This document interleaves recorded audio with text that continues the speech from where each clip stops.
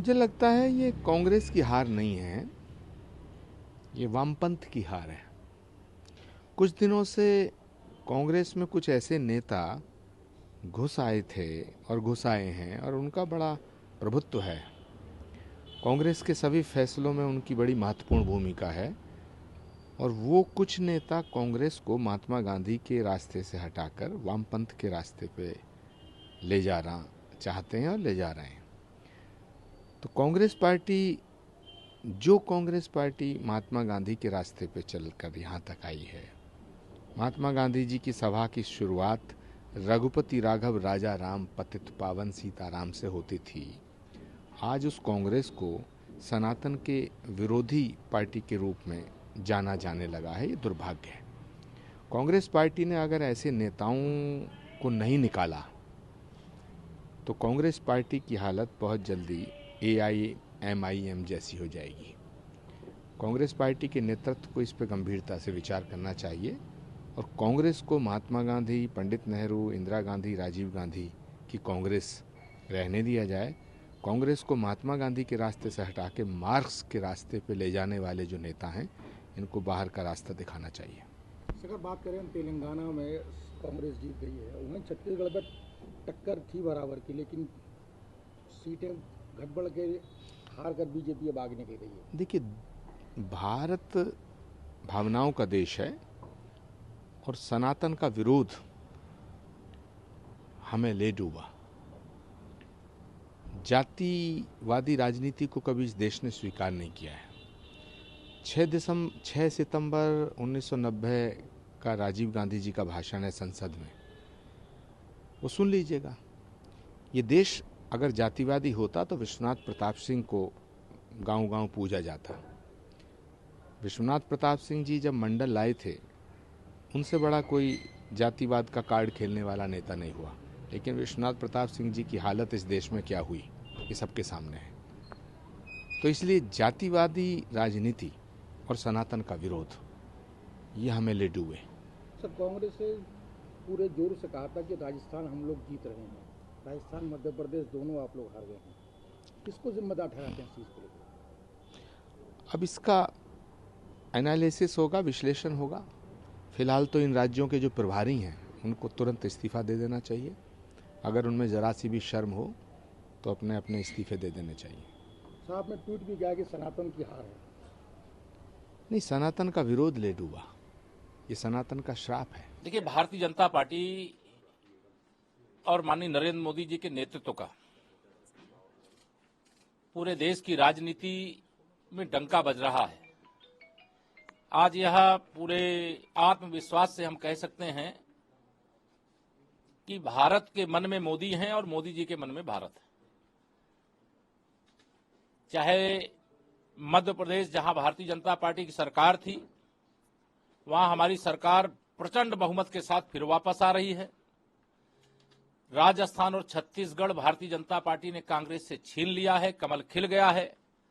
और कमल खिलने का मतलब है सुशासन और विकास की गारंटी।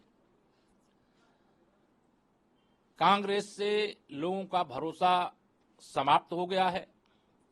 जो चुनावी राम भक्त बन रहे थे, उन चुनावी राम भक्तों को, चुनावी हिंदुओं को जनता ने करारा जवाब देने का काम किया है। मैं माननीय प्रधानमंत्री जी के नेतृत्व के प्रति विश्वास व्यक्त करने के लिए विशेष तौर से मध्य प्रदेश, राजस्थान, छत्तीसगढ़ की जनता को बधाई देता हूं। हमारे राष्ट्रीय अध्यक्ष माननीय JP नड्डा जी की अगुवाई में यह ऐतिहासिक जीत दर्ज हुई है। हमारे आदरणीय गृह मंत्री माननीय श्री अमित शाह जी की कुशल जो रणनीति है, उस रणनीति की एक बार फिर से झंडा गाड़ने का काम किया है। मैं मध्य प्रदेश के मुख्यमंत्री श्री शिवराज सिंह चौहान जी को और वहां के संपूर्ण नेतृत्व को, छत्तीसगढ़ के संपूर्ण नेतृत्व को, राजस्थान के संपूर्ण नेतृत्व को आज की जीत की बधाई देता हूं। तेलंगाना में भी भारतीय जनता पार्टी 2018 में एक विधायक जीता था और इस बार हम लोग दहाई के आंकड़े के आसपास पहुंच रहे हैं। यह ऐतिहासिक विजय है, ये खुशी का दिन है, ये भाजपा मैं भारत होने का संदेश है, संकेत है। मैं बहुत सभी एक एक कार्यकर्ता को बधाई देता हूं, जनता के प्रति बहुत कृतज्ञता ज्ञापित करता हूं। ये गौरव का दिन है, बहुत खुशी का दिन है। कांग्रेस के सर जो प्रवक्ता है उन्होंने अभी से ही ईवीएम पे आरोप लगाना शुरू कर दिया कि कहीं ना कहीं ईवीएम की वजह से ये सारी चीजें हो रही। कांग्रेस जब हारती है तो ईवीएम को दोष देती है, जब जीतती है तो कहती है भाजपा की नीतियां खराब है। अभी कर्नाटक में वह चुनाव जीते तब सब ठीक था, और जब 2018 में छत्तीसगढ़ जीत गए, राजस्थान जीत गए, मध्य प्रदेश भी जीत गए थे, तब ईवीएम सही थी। ये तो मैं कल भी कह रहा था कि कांग्रेस जब हारेगी तो ईवीएम को दोष देगी, जीतेगी तो कहेगी भाजपा की नीतियां खराब हैं, मोदी जी का नेतृत्व में काम अच्छा नहीं हो रहा।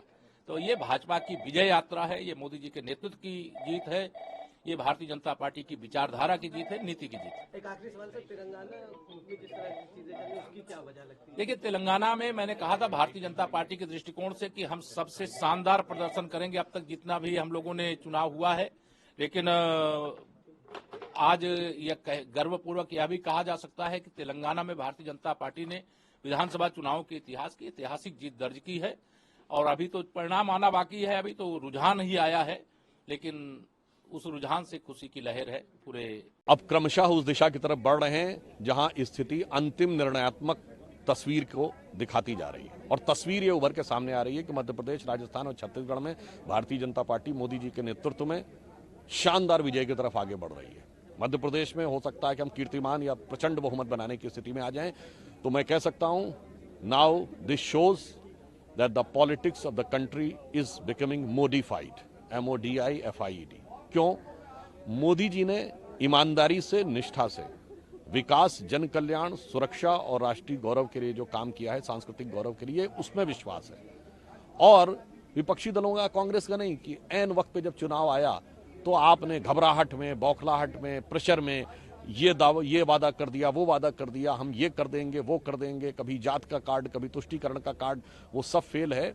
मेरा मानना है अब ये स्पष्ट हो गया है कि इस देश में गारंटी एक ही है, मोदी की गारंटी, और बाकी सब ढपोर शंख है। सर, इलेक्शन कमीशन का ट्रेंड जो आ रहे हैं उसमें 3-1 होता हुआ दिख रहा है। मैं वही कह रहा हूं, अंतिम परिणाम आने दीजिए। हम निर्णायक, प्रभावी जनादेश प्राप्त करने वाले हैं, प्रचंड बहुमत इन तीनों राज्यों में, और प्रभावी स्थिति हमारी इस बार उपस्थिति दर्ज होगी तेलंगाना में। तेलंगाना में क्या कमी रह गई?